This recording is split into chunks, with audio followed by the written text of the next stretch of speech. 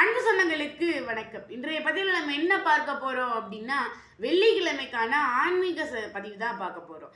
என்ன அப்படின்னா, சென்னை ராஜாஜி மருத்துவமனைக்கு போயிருக்கவங்களுக்கு தெரியும். என்ன அப்படின்னா, அங்க பாம்பன் சுவாமிகளுடைய படம் இருக்கு அப்படின்னு. மருத்துவமனை அப்படின்றது எல்லா மதத்துக்கும் ஒரு பொதுவான இடம், ஒரு சமத்துவம் நிலவுகின்ற இடம். அந்த இடத்துல எப்படி ஒரு மதத்தின் சார்பான ஒரு ஆன்மீகவாதியுடைய ஃபோட்டோவான பாம்பன் சுவாமிகளுடைய ஃபோட்டோ அங்கே எப்படி இருக்கலாம்?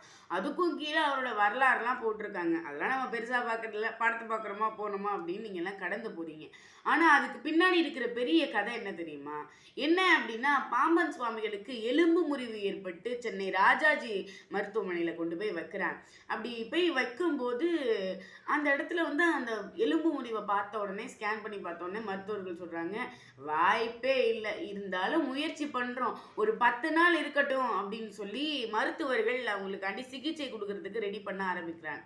அப்படி பண்ணும்போது ஒவ்வொரு நாளும் அந்த பாம்பன் சுவாமிகள் வந்து அவருடைய மனதுல வந்து அவருக்கு என்ன வருத்தம் அப்படின்னா, கந்தனையே மூச்சாக கொண்டவர் பாம்பன் சுவாமிகள் அப்படின்னு நமக்கு தெரியும். கந்த புராணத்தெல்லாம் உலகெங்கும் பரப்பணும் அப்படின்னு நினைச்ச எனக்கு இந்த ஒரு நிலைமையா முருகா, உனக்காக தானே நான் சேவை செஞ்சுட்டு இருக்கேன், உனக்கு சேவை செய்கிற இந்த சேவகனுக்கு இந்த நிலைமை வரலாமா, உன் பக்தனுக்கு இந்த நிலைமை வரலாமா, எல்லாதான் இருந்தாலும் உன்னுடைய படைப்பு தானே நானே அப்படின்னு சொல்லி நம்முடைய பாவன் சுவாமிகள் அழுக ஆரம்பிச்சோடனே, எந்த இடத்துக்கு போனாலும் சரி கந்தனை வணங்குறவங்களுக்கு மட்டும் அனுதினமும் வந்து ஏதாவது ஒரு தீர்வு கிடைச்சிட்டே இருக்கும். ஏன் அப்படின்னா, கந்தன் வணங்கினா அதுக்குன்னு ஒவ்வொரு இலக்கிய படித்தாலும் ஒவ்வொரு நன்மைகள் வரும்னு சொல்லுவாங்க. அதாவது தடைகள் எல்லாம் தகர்க்கணும்னா கந்த சஷ்டி கவசம் படிங்க, நோயெல்லாம் தீரணும்னா சண்முக கவசம் படிங்க அப்படின்னு சொல்லி நிறைய இலக்கியங்கள் வந்து கந்தனை சார்ந்து படிக்கிறதுல நிறைய இருக்கு. அதே மாதிரியே வந்து அங்க சண்முக கவசம் வந்து நோயிலிருந்து விடுபடுற ஒரு இலக்கியம். அதை படிக்கிறதுக்காண்டி நம்ம பாம்பன் சுவாமிகள் தினம் அதை படிச்சுட்டே இருக்காரு.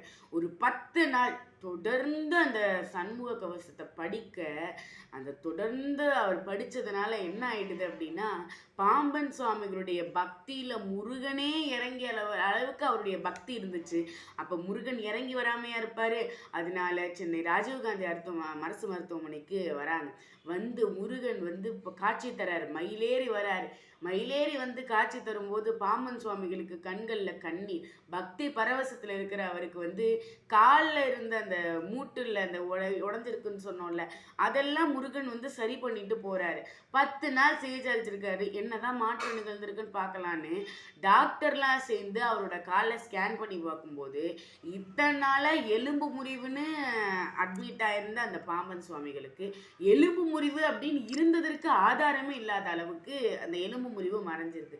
அப்போ பாம்பன் சுவாமிகள்கிட்ட கேட்டபோது எல்லாம் என் கந்தன் செயல் அப்படின்னு சொல்லி நடந்த கதையை சொல்ல, உடனே டாக்டர் எல்லாம் அவங்கெல்லாம் வந்து ஒரு சமத்துவத்தை நம்புறவங்க, அறிவியலை நம்புறவங்கன்ற போது இந்த கதையை கேட்டோடனே அவங்களும் ஆன்மீகத்தை நம்ப ஆரம்பிச்சாங்க. அறிவியலும் ஆன்மீகம் என்றும் இணைந்ததே அப்படின்ற உணர்த்துறதுக்கு இந்த ஒரு நிகழ்வும் ஒரு சான்று என்று கூறி உங்களிடம் விடைபெறுவது நான் உங்கள் தீஷா திரவீரா, ஊராட்சி ஒன்றிய நடுநிலைப்பள்ளி செவ்வாய்ப்பட்டியில் நான் 8ஆம் வகுப்பு பயின்று வருகிறேன். உங்கள் சிந்தனையில் நான். நன்றி, வணக்கம்.